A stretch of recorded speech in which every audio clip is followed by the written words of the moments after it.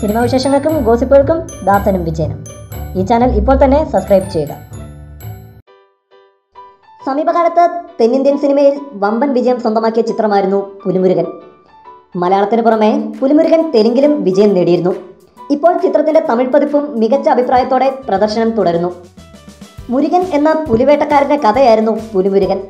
പുലിമുരുകന് ശേഷം കാടിൻ്റെ പശ്ചാത്തലത്തിൽ കഥ പറയുന്ന മറ്റൊരു തെന്നിന്ത്യൻ ചിത്രമാണ് വനമകൻ. ജയൻ രവിയാണ് ചിത്രത്തിലെ നായകൻ. ചിത്രത്തിൻ്റെതായി പുറത്തു വന്ന ടീസറിലും പോസ്റ്ററിലുമൊക്കെ പുലിയും ഉണ്ടായിരുന്നു. സ്വാഭാവികമായും പുലിമുരുകൻ ഇറങ്ങിയിട്ട് ഏറെ നാൾ ആകാത്തതിനാൽ വനമകനെ പുലിമുരുകനുമായി താരതമ്യം ചെയ്യുക സ്വാഭാവികം. കാരണം വനമകൻ്റെ ടീസറിൽ നിന്നും ജയൻ രവി എന്ന കേന്ദ്ര കഥാപാത്രം വേട്ടക്കാരനാണെന്ന് വ്യക്തം. അങ്ങനെയെങ്കിൽ തീർച്ചയായും പുലിമുരുകന് മുകളിൽ നിൽക്കുന്ന ഒരു ചിത്രം തന്നെ ആയിരിക്കണം വനമകൻ. അല്ലാത്ത പക്ഷം പുലിമുരുകനുമായി ഒരു കമ്പാരിസൺ ഉണ്ടായാൽ ഒരുപക്ഷെ ചിത്രം തിരസ്കരിക്കപ്പെട്ടേക്കാം. എന്നാൽ ഇത്തരം കമ്പാരിസനോട് ജയൻ രവിയുടെ മറുപടി ഇങ്ങനെയാണ്: പുലിമുരുകനുമായി ഒരു തരത്തിലും തൻ്റെ പുതിയ ചിത്രമായ വനമകന് സാമ്യമില്ലെന്നാണ് ജയൻ രവി പറയുന്നത്. ആകെ മൊത്തം വ്യത്യസ്തമായി ഒരുക്കിയ ചിത്രം പ്രേക്ഷകർ സ്വീകരിക്കുമെന്നാണ് വിശ്വാസമെന്നും അദ്ദേഹം പറഞ്ഞു.